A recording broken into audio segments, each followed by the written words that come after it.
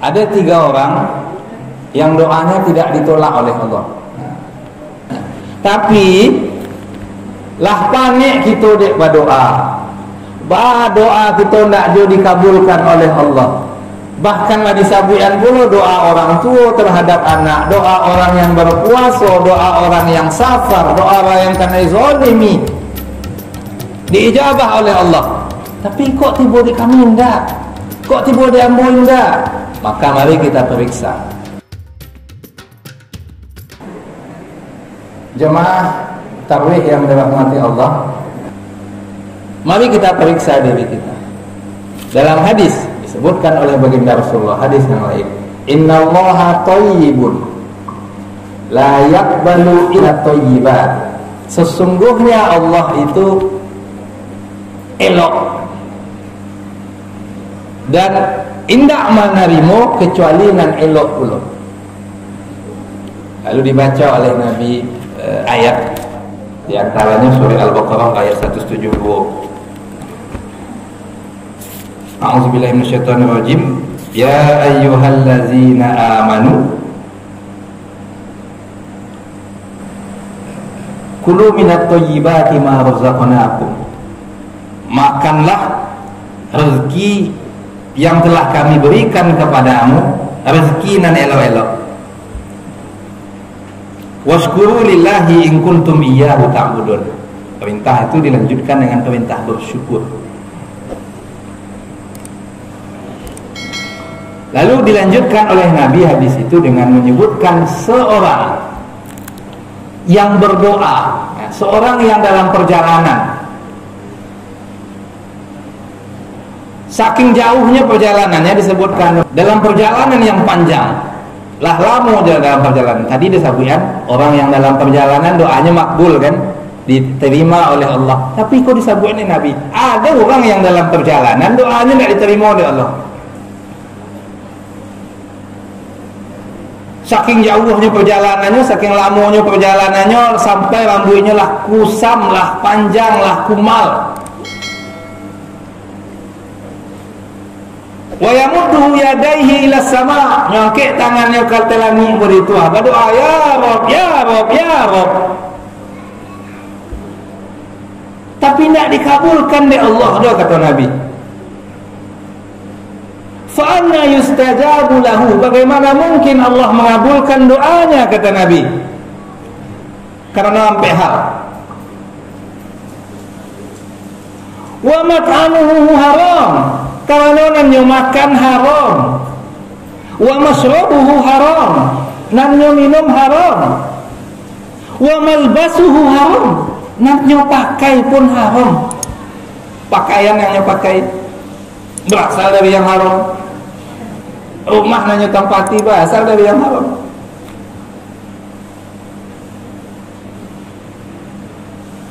Dan dibesarkan dengan yang haram. Wa'uziya min haram.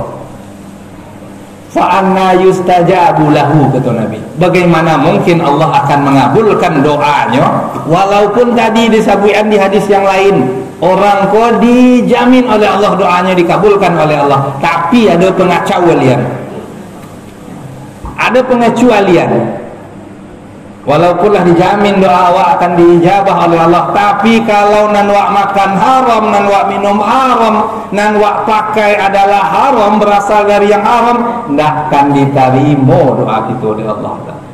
Maka oleh karena itu kesempatan bagi kita Ramadan ini untuk bersih-bersih diri kita, taubat kita, mohon ampun kepada Allah.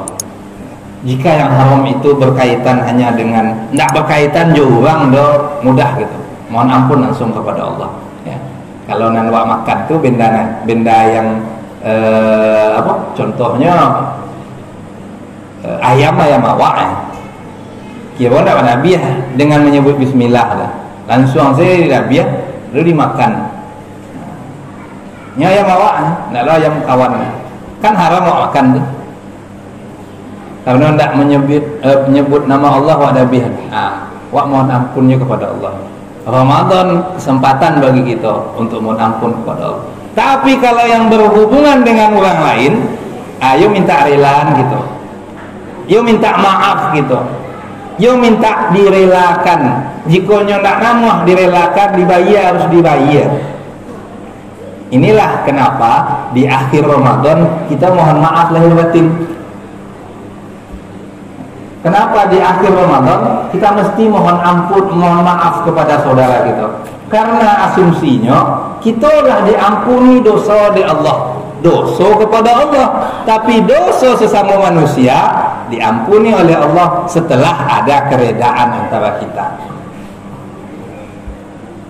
Sampai-sampai orang yang mati di medan perang berjihad di jalan Allah. Kalau orang yang mati di medan perang berjihad di jalan Allah, itu dijamin masuk surga.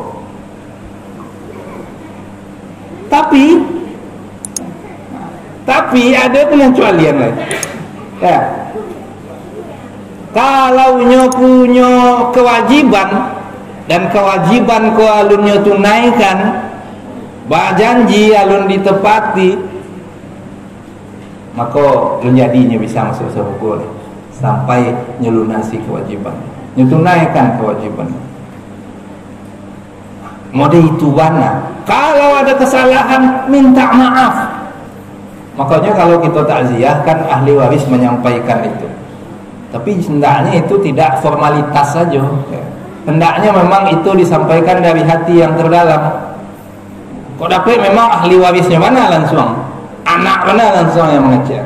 Tapi lain orang tagak satu anak yang menyampaikan minta maaf.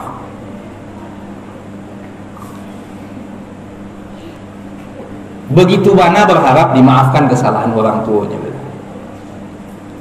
Kalau enggak, belum bisa selesai. Belum selesai. Sekelas orang yang berjihad, yanglah dijamin oleh Allah masuk surga, tapi tak gantung kalau nyolun ditunaikan oleh ahli warisnya kewajibannya.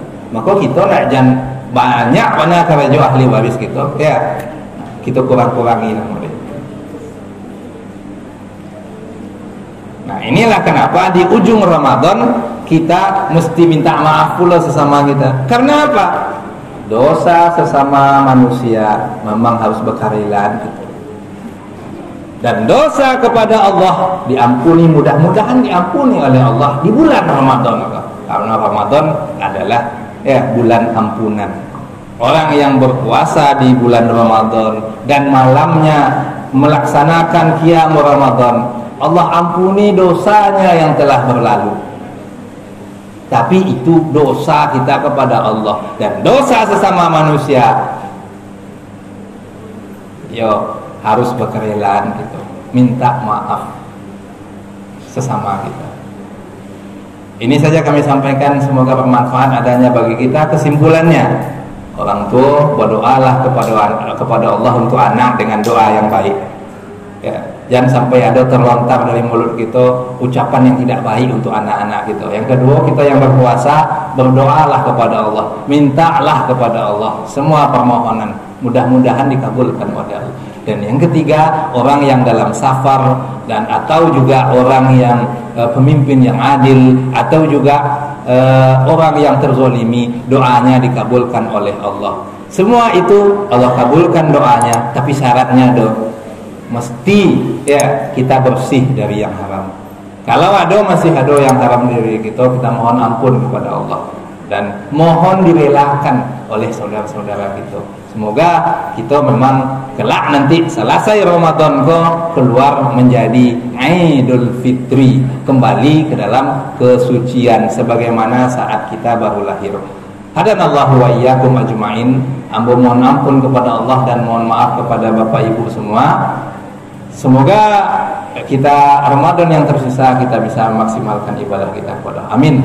Billahi taufiq wal hidayah wa ridha wal inayah. Wassalamualaikum warahmatullahi wabarakatuh.